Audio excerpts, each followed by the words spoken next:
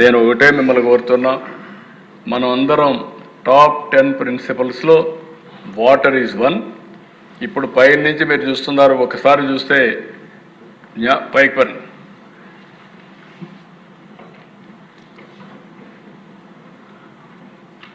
ఇక్కడ APWRIMSలో మొత్తం ఈ పోర్టల్లో మీరు చూస్తే మహేంద్ర తనయ్య దగ్గర నుంచి వంశధార్ దగ్గర నుంచి కిందికి వెళ్ళి ఇంకా పైకి అక్కడి నుంచి మీరు చూసినప్పుడు ఏదైతే అక్కడ ఆ రివర్ వచ్చి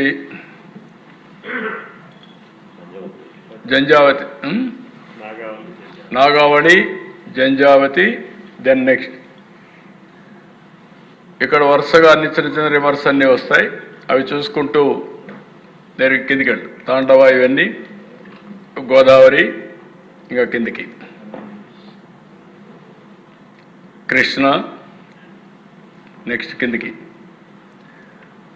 పెన్నా. ఇప్పుడు ఈ రివర్స్లు అన్నిట్ల దిశ మీరు ఒకసారి చూసుకుంటే మీ నియోజకవర్గం ఎక్కడ వస్తుంది, మీ జిల్లా ఎక్కడ వస్తుంది, ఇరిగేషన్ ప్రాజెక్ట్స్ మేజర్ ఎక్కడ ఉన్నాయి, మీడియం ఎక్కడ ఉన్నాయి, నీళ్ళు ఎంత ఉన్నాయి, గ్రౌండ్ వాటర్ ఎంత ఉంది, సాయిల్ మాయిశ్చర్ ఎంత ఉంది, ఆల్ డీటెయిల్స్ అన్నీ ఉన్నాయి మీకు. ఇప్పుడు అవేర్ ఒక వ్యవస్థ పెట్టి అవేర్ ద్వారా ఫర్దర్ ఎక్సర్సైజ్ చేస్తున్నాము. ఆ ఎక్సర్సైజ్ ప్రకారం ఒక అన్ని దిక్కల సెన్సార్లు పెట్టి రెయిన్ గేజెస్ పెట్టి రెయిన్ఫాల్ ఎంత పడుతుంది, ఫ్లడ్ మేనేజ్మెంట్ ఎట్ చేయాలి, రిజర్వాయర్లో ఎంత వాటర్ ఉంది, గ్రౌండ్ వాటర్ ఎంత ఉంది, సాయిల్ మాయిశ్చర్ ఎట్ ఉంది, ఎవ్రీథింగ్ మ్యాపింగ్ చేసాం. నవంబర్కి అంతా ఇది రెడీ అయిపోతుంది. ఆ తర్వాత వాటర్ మేనేజ్మెంట్ పర్ఫెక్ట్గా చేస్తాం. వాటర్ మేనేజ్మెంటే కాదు, 43 పారామీటర్స్ తయారు చేసి historical data, artificial intelligence, real time data తీసుకొచ్చి ఇవన్నీ అనుసంధానం చేసే పరిస్థితికి వస్తున్నాం. దానివల్ల డెసిషన్ మేకింగ్ కూడా డేటా డ్రివన్ డెసిషన్ మేకింగ్, డేటాను ఆధారంగా చేసుకొని నిర్ణయాలు కూడా చేసే పరిస్థితికి వస్తున్నాం. దయచేసి ఆల్ ఎమ్మెల్యేస్ మనం గుర్తుపెట్టుకోవాల్సింది, ఇది ఒక చరిత్ర. ఈ చరిత్రలో మనం భాగస్వాములు అవుతున్నాం.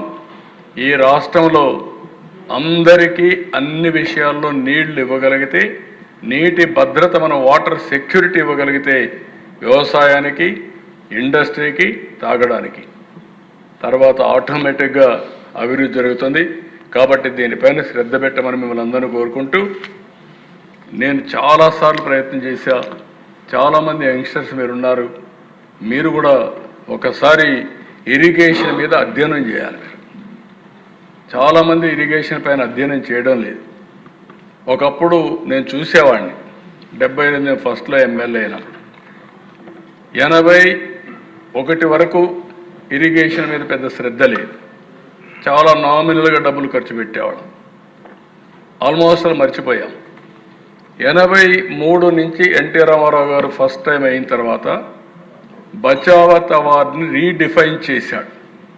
ఆయన ఒకటే చెప్పాడు, బచావత్ అవార్డులో మనకు హక్కు ఇచ్చారు, మిగులు జలాలు వాడుకునే హక్కు ఆంధ్రప్రదేశ్కు ఉందని పెట్టారు. అప్పుడు ఎన్టీ రామారావు గారు దాన్ని చూసుకొని మిగులు జలాలంటే స్ట్రక్చర్స్ కట్టాలి కాబట్టి హంద్రి నీవా, తెలుగు గంగ, గాలేరు నగిరి ఇవన్నిటికి ఫౌండేషన్లు వేశారు. అక్కడి నుంచి ప్రారంభమైంది. ఆ తర్వాత గొడవలు కూడా ప్రారంభమైనాయి. ఆ గొడవలేంటి?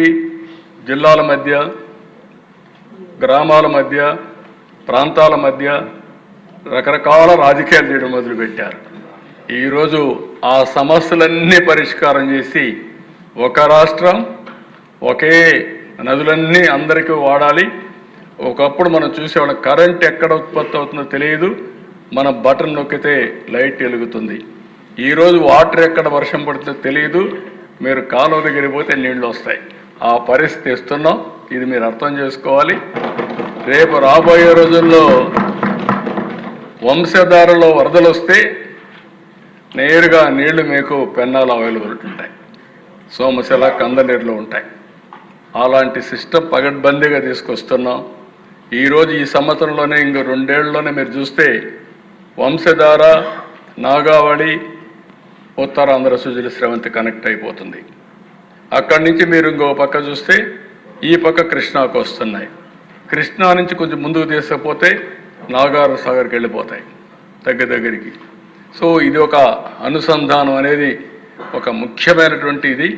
దీన్ని మీరందరూ గుర్తుపెట్టుకోవాల్సిందిగా నేను కోరుతూ, నేను పక్క రాష్ట్రాలకు కూడా చెప్పా, చాలాసార్లు చెప్తున్నా, విద్వేషాలు కాదు కావాల్సింది, సముద్రంలోకి పోయే నీళ్లు మనం ఉపయోగించుకోగలిగితే అటు తెలుగు రాష్ట్రాలైన తెలంగాణ, ఆంధ్ర రెండు బాగుపడతాయి.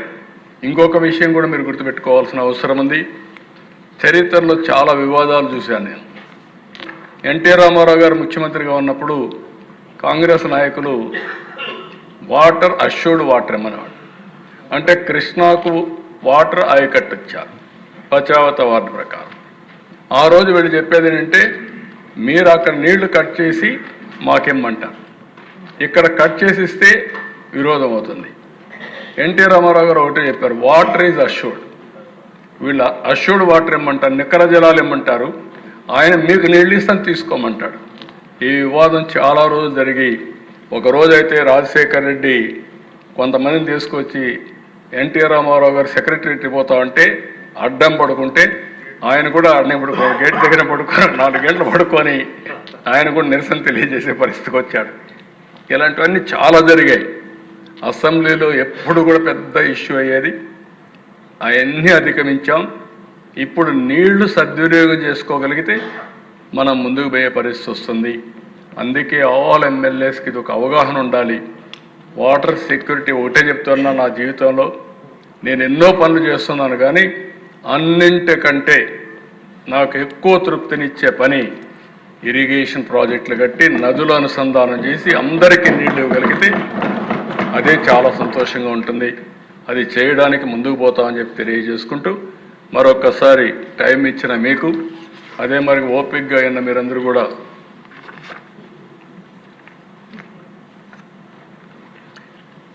మా వాళ్ళు ఇది ఎన్నోసార్లు మనం చూసాం.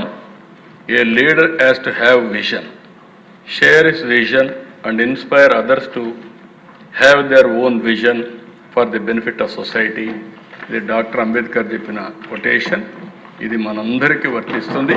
మనమందరం కూడా ఈ స్ఫూర్తితో ముందుకు పోవాలని మరొక్కసారి మనందరినీ కోరుకుంటూ అందరికీ నమస్కారాలు.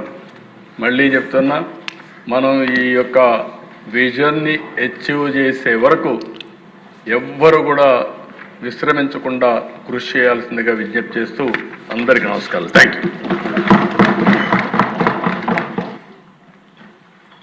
శాసనసభ్యులకు శాసనసభ ద్వారా రాష్ట్ర ప్రజలందరికీ కూడా సాగునీటి వ్యవస్థపై చక్కటి అవగాహన కల్పించిన ముఖ్యమంత్రి గారికి నా హృదయపూర్వక ధన్యవాదాలు తెలియజేస్తూ, మీరు చెప్పిన ఈ విజన్ నిజమైతే అపర భగీరథుడిగా చరిత్రలో నిలిచిపోవాలని కోరుకుంటూ మరొకసారి ధన్యవాదాలు. అంటే నిజమైన వెంటనే అవుతుంది, నిజమైన వెంటనే అన్నాను, అనుమానం లేదు నాకు. ఈనాటి సమావేశం ఇంతటితో ముగిసింది. తిరిగి సోమవారం